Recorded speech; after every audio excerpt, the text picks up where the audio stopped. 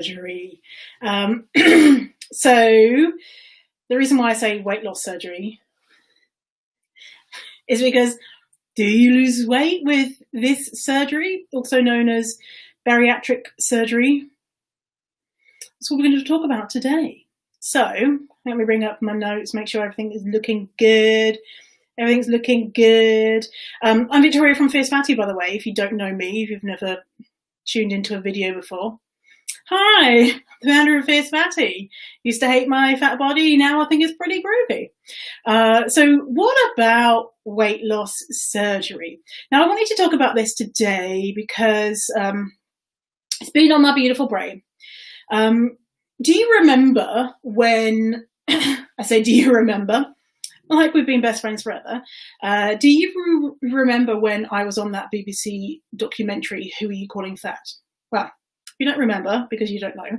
I was on this documentary and I lived in a house with other people who have higher weights, and two of those people in the house had previously had surgery to amputate their stomachs in order to lose weight.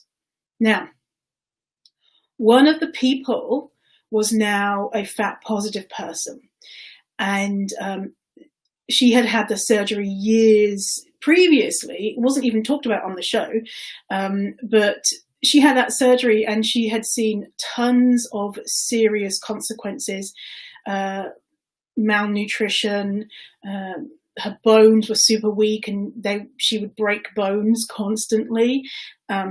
She had put on all the weight, and I think more from what, if my memory serves me. Now there was that one person, and there was another person who was heavily featured in the show. He had just had this surgery and he'd lost lots of weight, because that tends to happen after the surgery temporarily. And he was on the show to espouse the benefits of this surgery and everyone should get it. But he was already in the process of putting weight back on because he had his surgery maybe a year prior.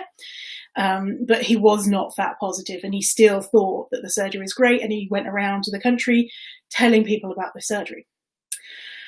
So I sometimes often refer to the surgery as stomach amputation surgery. That's something that Marilyn Wan, who is the author of Fatso, amazing book, she uses that term. And the reason why she uses that term, and the reason why I like that term, although it's not actually that accurate, is because we want to show and not show how big this is, how you are amputating a healthy organ in the pursuit of a smaller body.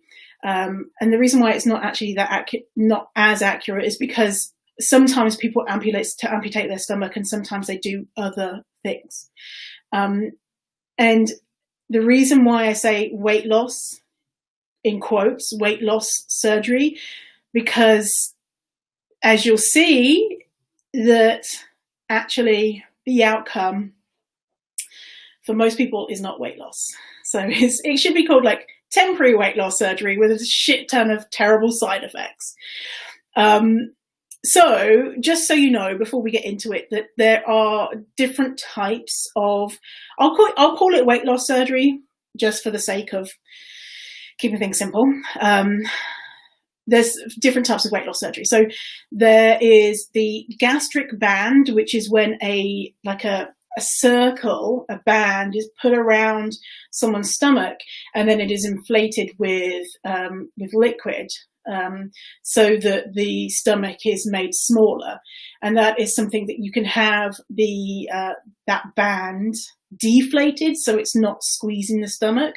And that is what a lot of people have done after they've seen the side effects of having that gastric band. Another thing is the balloon, which is literally having a balloon, not one that you'd probably have at your birthday, but having a balloon in your stomach, inflated, and so it makes the volume of your stomach again smaller.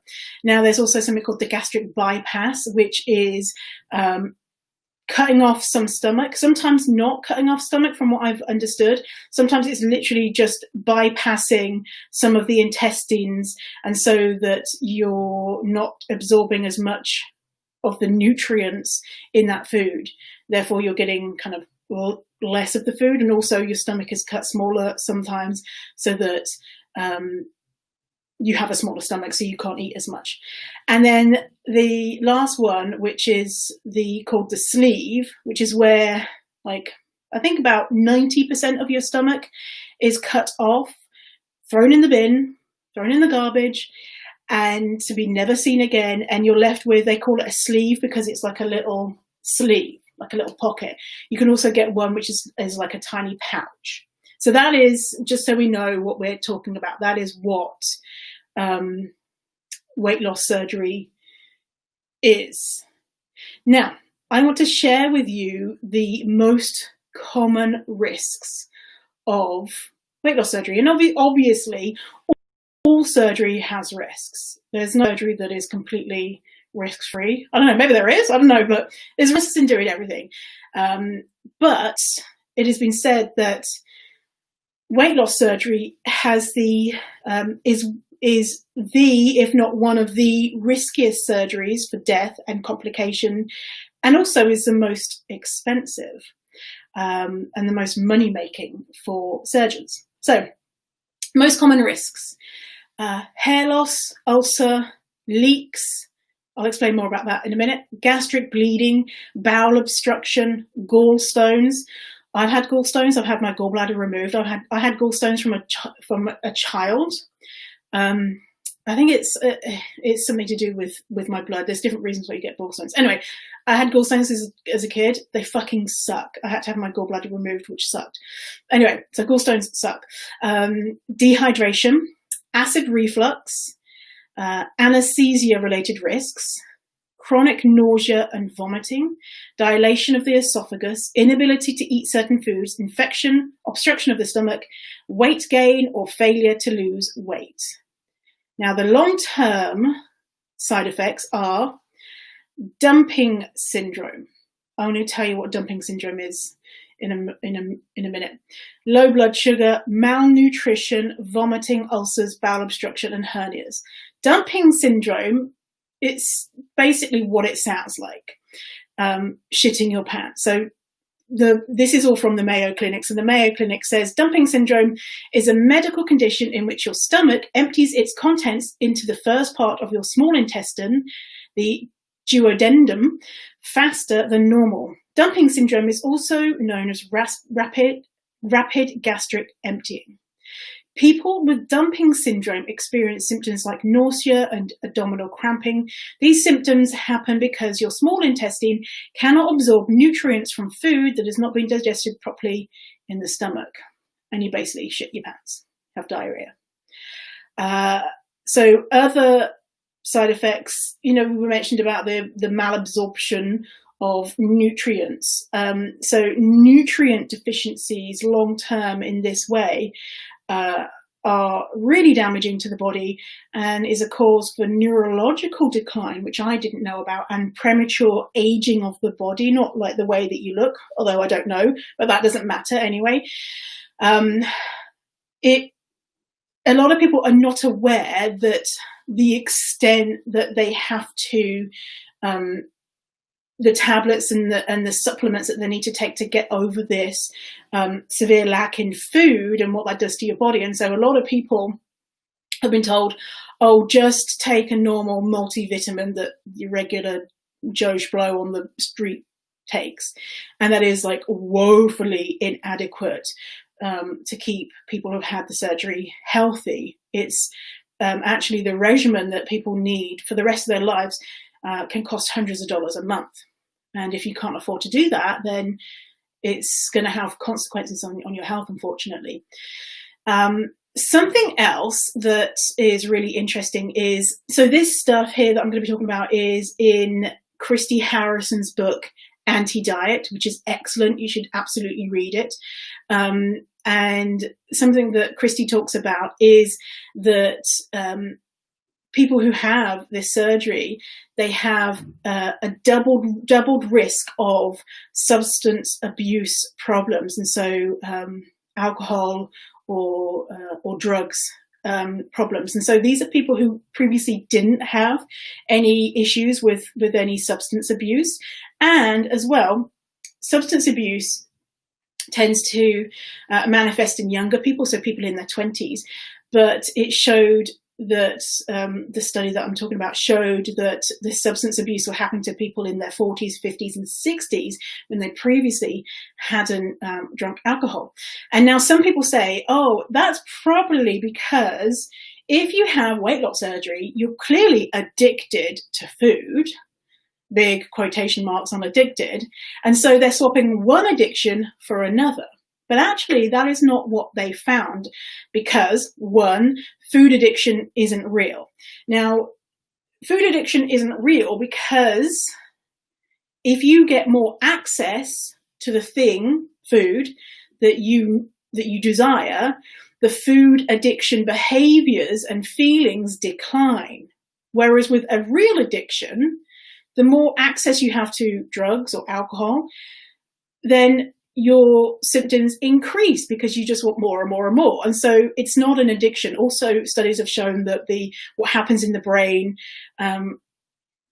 it's just like if you just have a hug from someone or you see a picture of a cat. Like when you have food, you need to have that, those feel-good hormones and chemicals in your brain need to be stimulated and activated, but not to the extent of something like drugs or alcohol. You know, we need to want to eat, right? It's a part of what keeps us alive, is the desire and the enjoyment around eating. But it's not the same as something that you can actually be addicted to. And as well, people say, oh, you can be addicted to sugar. Same, no, you can't. It's because if you get more access to it, those feelings of addiction actually decline. So these people who had the substance abuse issues post-surgery, it's because of the size of their stomachs, the alcohol hit their brains at double the rate that it normally would. So if they had 2 units of alcohol, it would feel in their brain that they had 4. And so they were getting this high and this buzz way more quickly, which in turn caused that addictive type behavior. And as well, because they could only have these teeny tiny stomachs, they couldn't eat food to take away from the effects of the alcohol. And so this is what was found in this study. Other things. 4.6% of people who have the surgery are dead within a year. And another study shows that 3 out of every 1,000 people die within 30 days. Here's the kicker. Most people regain weight that was lost during after the surgery. So what happens normally, and obviously every single person is different, so not everyone is going to have bad side effects. Some people are going to be like, I had weight loss surgery, it was the best thing of my life, now I'm really thin and happy and I've had no side effects and everything's great. You know, there's going to be people who are like that, and there's going to be people who are somewhere in the middle, and there's going to be people who have died. So this is not kind of like a blanket, this is happening to everyone, but this is what the studies are showing us.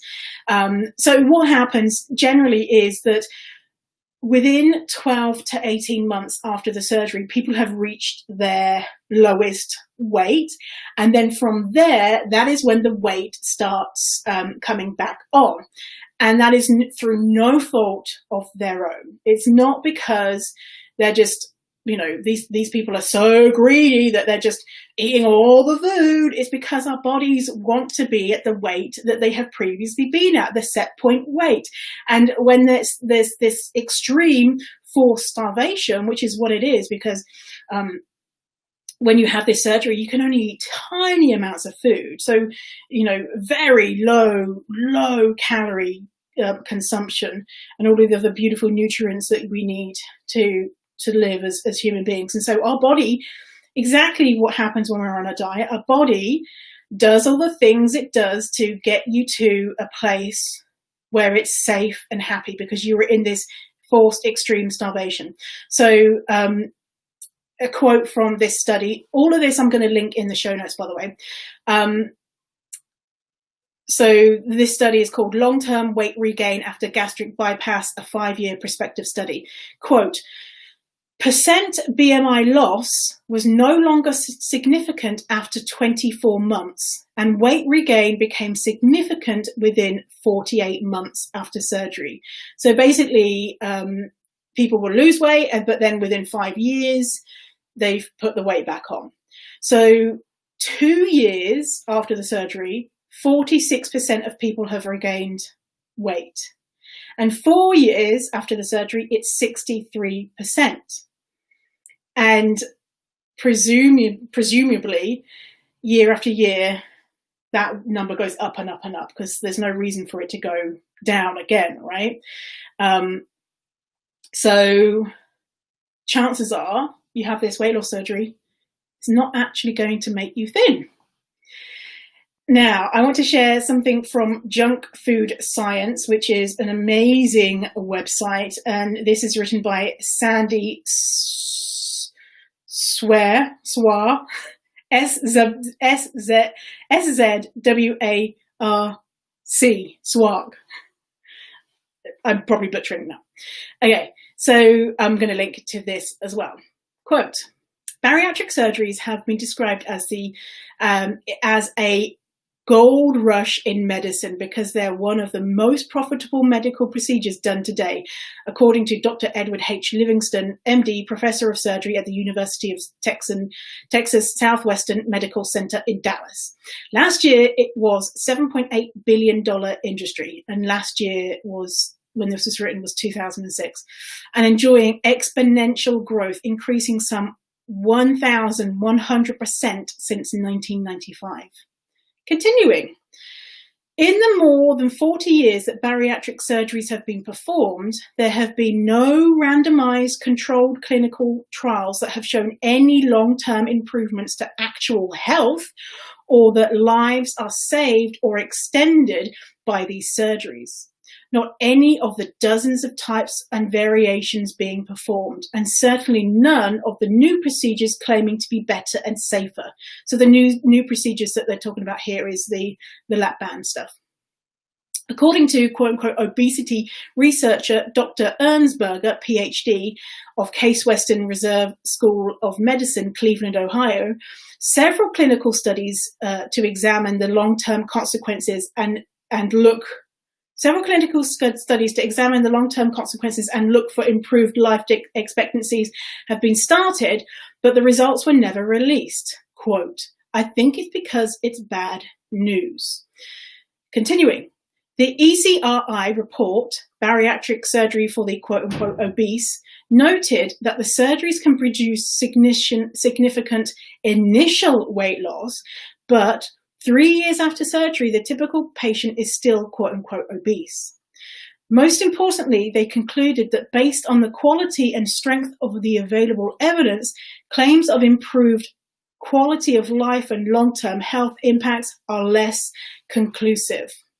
The Mayo Clinic reported in 2000 that 20 to 25% of gastric bypass patients develop life-threatening complications, but the recent lap band clinical trials done to earn the FDA approval reported 89% of patients had at least one adverse event, 1/3 of them severe.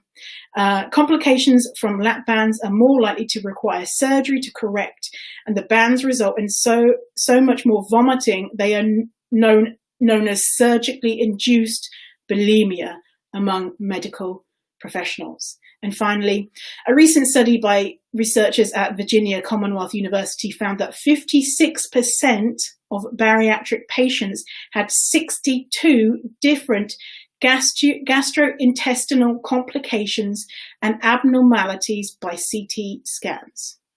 So that is from Junk Food Science. Great resource for all the science on all fatty stuff. something from another thing from Christy Harrison's book, Anti-Diet, is Christy says that this is the most lucrative surgical specialty and costs $15,000 to $25,000 per procedure, and a lot of insurance companies won't pay for it. Lindo Bacon, incredible, wrote Health at Every Size, Body Respect.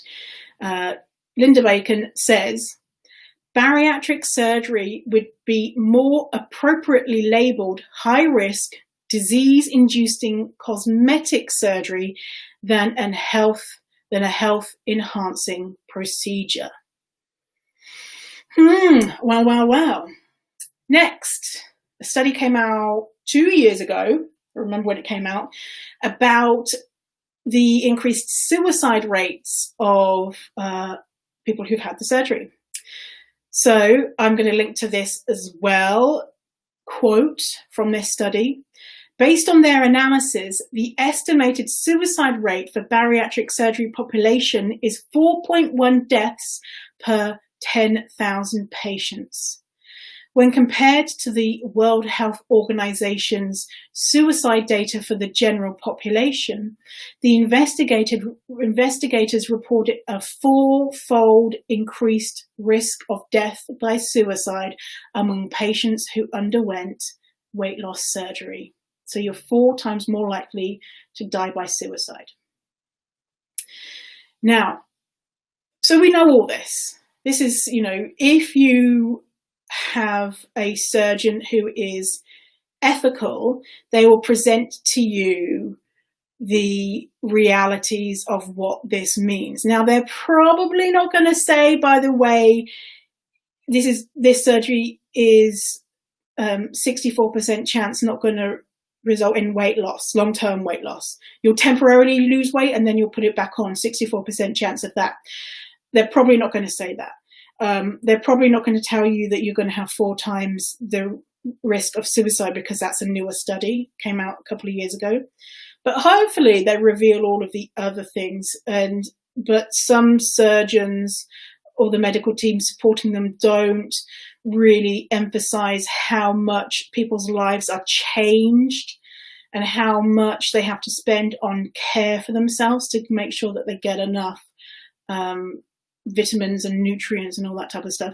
And also the effect that not being able to eat food has on your life in general, because food is very social. Food is like spending time with your community and a way to share love and happy times, and as well, it could be something which is a great coping strategy for some people. Of course, not every fat person uses food as a coping strategy at all. But if that's taken away, that can be difficult. If your family is having this big, beautiful meal and you can only eat a couple of things, like if it's Christmas or Thanksgiving or whatever it is, that can be very isolating. Not being able to go out and on a night out with your friends or, things like that, because you physically can't unless you go out and just, sip some water. Your life is changed in so many ways, and a lot of them are social. And then how it feels for those who put on weight, which is the majority of people, how much shame they must feel. I read people's accounts and how they felt like they were the only one, that they were so fucked up that they couldn't control themselves so much that even surgery couldn't help them, because they were so out of control and greedy and bad. But really, your body is doing exactly what it needs to do to keep you alive. So something that Lisa Dubray is an incredible psychotherapist and clinical social worker, says about people who go for the surgery. This is what Lisa says. What we know when we look at what research has been done is that a lot of fat people are interested in pursuing these surgeries have really high rates of internalized weight stigma. There is a study that was done years ago that compared the psychological profiles of fat people going to Weight Watchers and fat people pursuing weight loss surgery. And what they found was that the fat people that were going to Weight Watchers, their psychological profiles were in line with the general public. So about average rates of depression and anxiety and things like that. The fat folks that were pursuing weight loss surgery had psychological profiles in line with psychiatric patients, meaning significant levels of mood disorders, anxiety, trauma history, things like that. So again, it's not to say that everyone, because we can't keep track of everyone, but I think there's a lot of evidence to say that a lot of people that are pursuing and interested in the surgery are feeling pretty desperate and dealing with a lot of internalized weight stigma. And that doesn't get treated by the surgery. Another perspective about this is from Caitlin Anderle. Caitlin is known as Reframe Your Story on Instagram. I'm going to link to their account. And Caitlin on their Instagram shared a picture of their belly with surgical scars. They're just like little things, little cuts in their belly.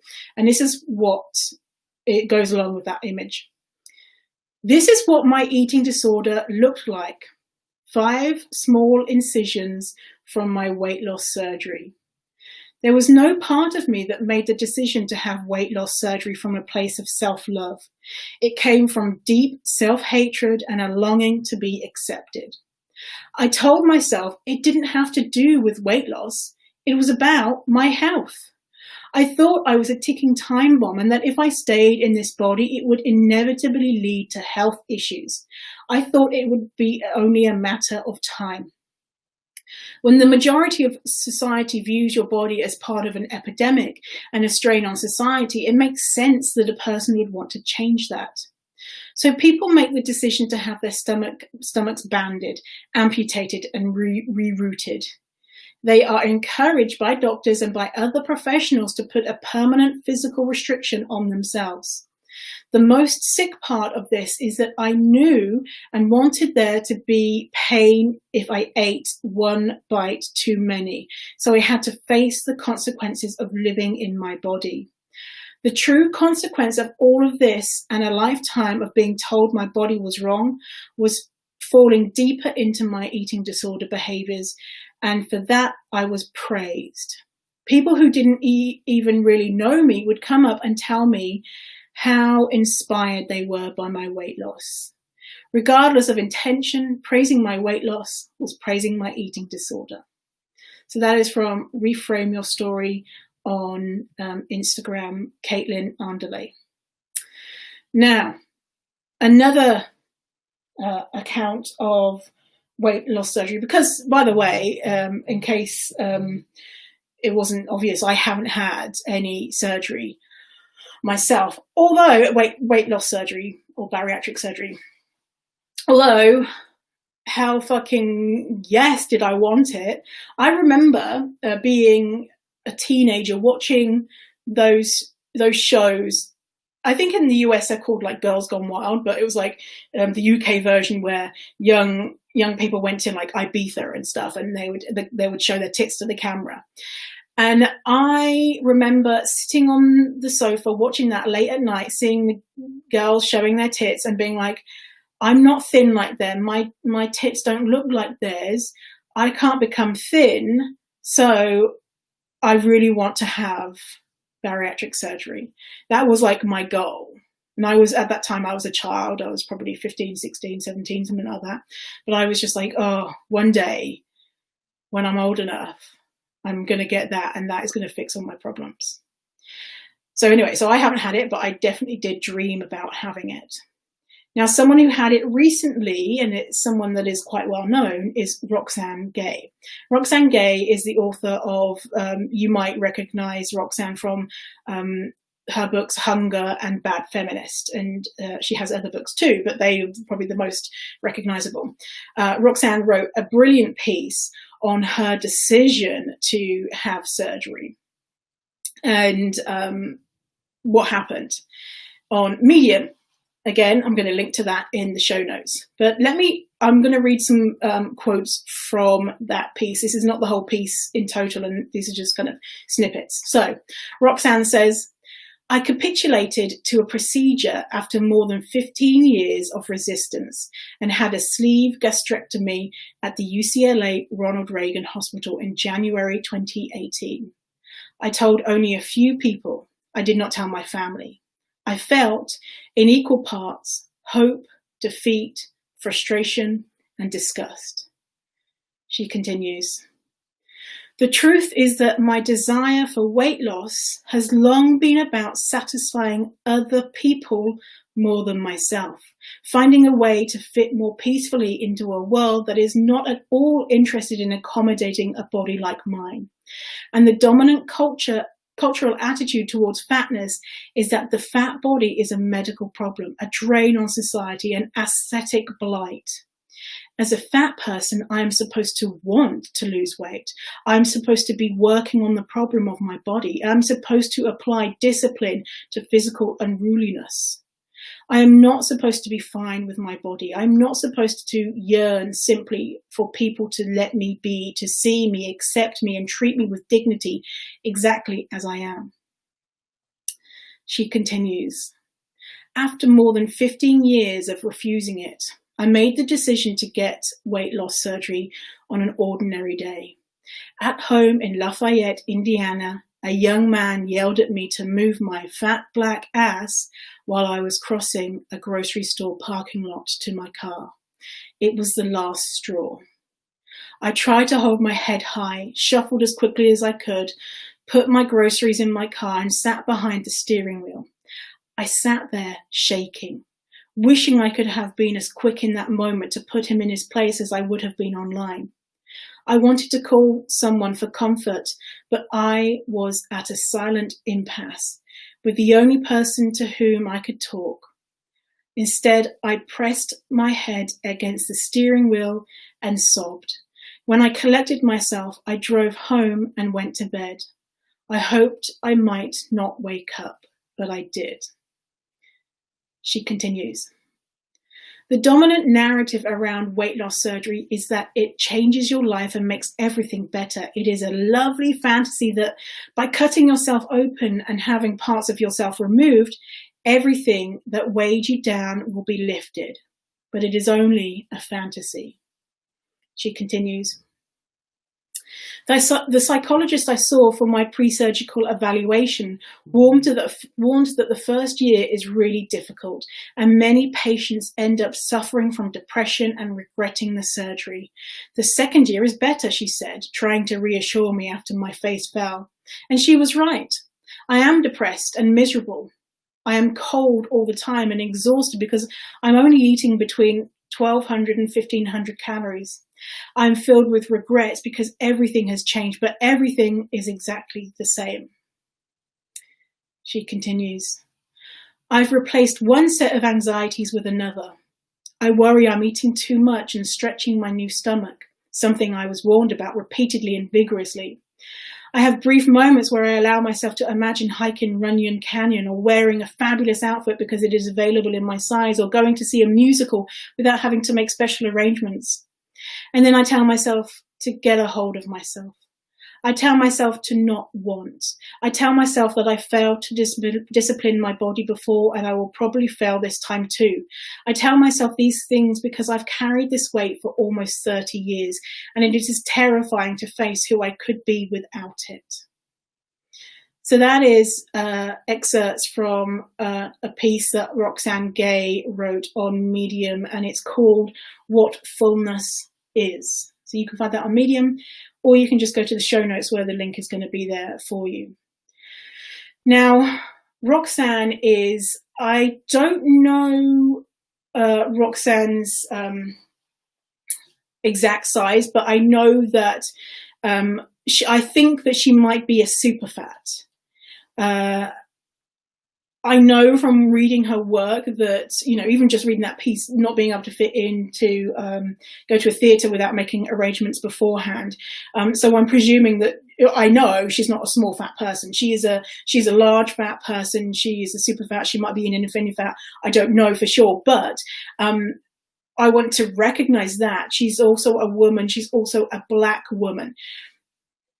Walking through the world with these different intersections, and I don't know if she has other things, is really fucking difficult. So why wouldn't you take that chance at living a life which, of course, a lot of weight loss places will paint it as this, fairy and roses and, fairy tale and roses and unicorns and all that type of stuff. But, we're intelligent.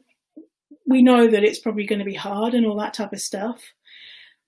But I don't know what it's like to be a fatter than I am, to be Black, to be also in the public eye. Roxanne shares in this article about how people constantly make memes of her, of images of her, and tweet them at her. And she's constantly barraged with people reminding her that her body is not good.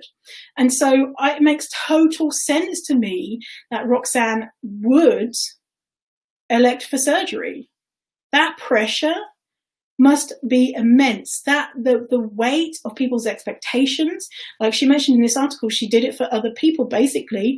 It must be overwhelming, even if there's a almost 5% chance that you will die. For a lot of people, they are close to dying right now. But the thing that's really heartbreaking is that for most people, this won't make them thin. And I don't think that people know that when they go into the surgery, that 64% chance just after 4 years. And we don't have the data past that, because there's been thousands of studies on weight loss surgery, but only a teeny tiny fraction are actually usable, because the rest aren't good science. And so we have hardly any data. And also a big problem when it comes to the science around this stuff is that the follow-up with patients, after a certain amount of years, the patients don't come back for follow-up. Now, I don't know for sure, but I can guess. Why would a patient not come back for follow-up? Because they're fat again. They've put weight on and they've blamed themselves versus blaming a faulty product, weight loss surgery. And I know in the States, it's, it's for profit. And so it's going to be even more, worse and extreme and unethical practices and all that type of stuff. But of course, every country has weight loss surgery. And as well, talking about weight loss surgery for children. And I want to roundhouse kick people in the face who thinks that is appropriate to amputate a healthy organ from a child. Oh dear God, please, all those people, those children have had it done already. I just want to just go and hug them and tell them that their body is perfect. Obviously I wouldn't do that because they'd be like, go away, that's weird, I'm just trying to play on my bike or whatever. But so weight loss surgery. Some people will lose weight and keep it off. We don't really know what percent. What we do know is that most people won't. But imagine if you're thinking, as I did going into diets, well, I'm going to be, with diets, 95% fail, I'm going to be the 5% because I really want this. I'm really desperate to be thin. And so let's pretend that you are that percent that is able to lose weight. The question that I would want to consider is, but at what cost? I always think about the unicorns who do lose weight, what their life is like, what they're having to do to maintain that weight loss. How are they eating? How are they relating to food? Are they forcing themselves to move their bodies in ways that they don't like? What's their mental health like? Are they happy?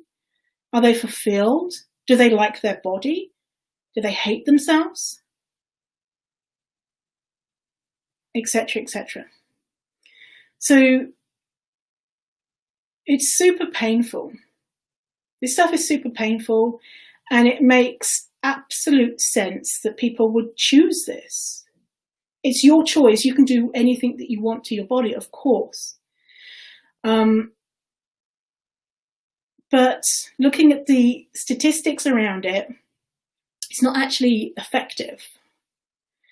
And the amount of side effects, remember that one said that 89% of people from the lap band had at least one side effect, and most people had severe side effects. Like, you have to make a decision. Is it worth it for you to be constantly shitting your pants because of the dumping syndrome, to be vomiting all the time, to not be able to enjoy meals with people in the way that you did before, to have gastrointestinal issues, to have a hardcore regimen of tablets that you need to take every day to try and get the nutrients that you would have got previously from food, to have your life change.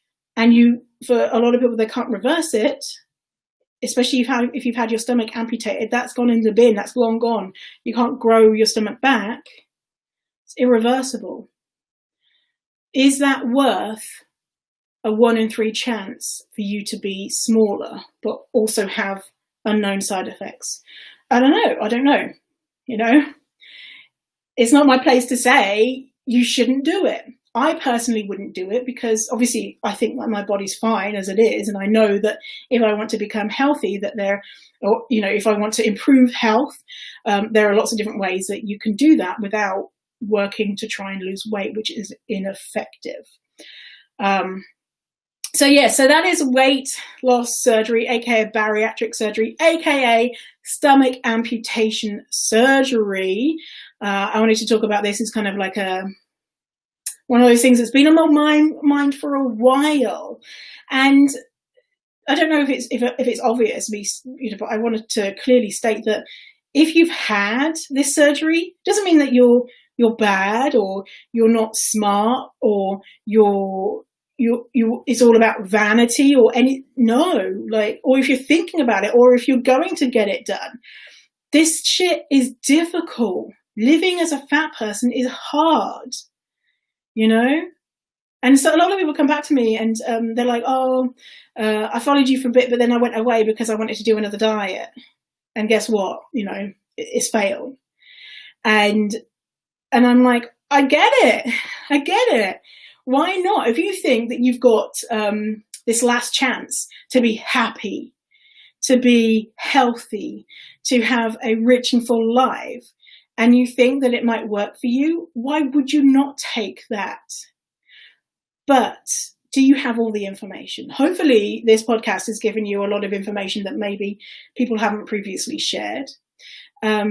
So it makes sense that people have it. You're not a bad person if you have it. You're not a bad person if you're planning on having it. Because life is complicated. But just know that chances are it won't make you thin. It won't make you healthy. It probably won't make you happy. In fact, you're more likely to die by suicide. So that is weight loss surgery. I hope you have enjoyed hanging out with me today.